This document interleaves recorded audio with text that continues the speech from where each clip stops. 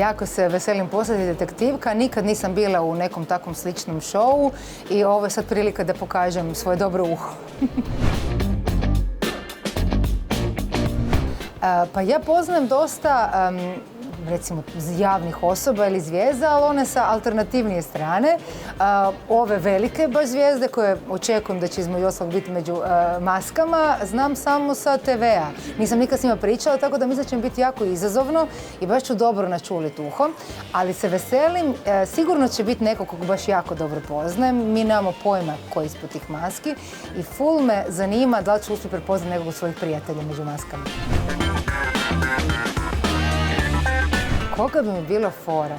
Pa bilo bi mi fora da se pojavi neko od ljudi koje baš dobro znam i s kojima sam surađivala, već pjevala na nekim pozornicama, recimo Pocket Palma, Nipple People, ne znam, iz Detura neko. Znači neki ljudi s kojima sam inače radila i koji bi trebala prepoznat glas, a ne prepoznam ga. Pa da se ljute.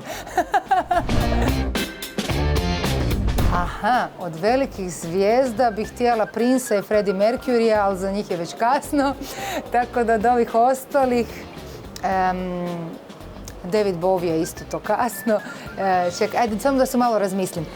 Kog bih htjela vidjeti?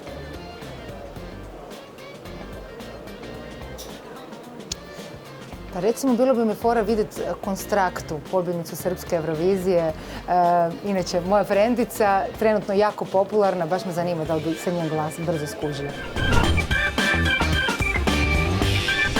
Antoniju znam već jako dugo, s njom sam već puno puta surađivala i baš smo se od uvijek super skompavale, pa će tako biti i ovoga puta. A što se tiče ostalih detektiva, Enesa prvi put vidim uživo, ja mislim, a smo se jako srdačno pozdravili, kod da se znamo milion godina, a to je zato što nekog puno gledaš na ekranu, pa smo se nekak bliski. A Borka sam upoznala jednom davno kad sam bila casting menadžerica, a on je bio u reklami, znači ja sam mu na neki način bila šefica, pa ćemo sad vidjeti kako će to biti kad ćemo biti svi na istom rangu. Mislim da su stvarno svi detektivi super, super je energija, super je vibra među nama, svi su šaljivđije i mislim da će biti puno smijeha i zabave.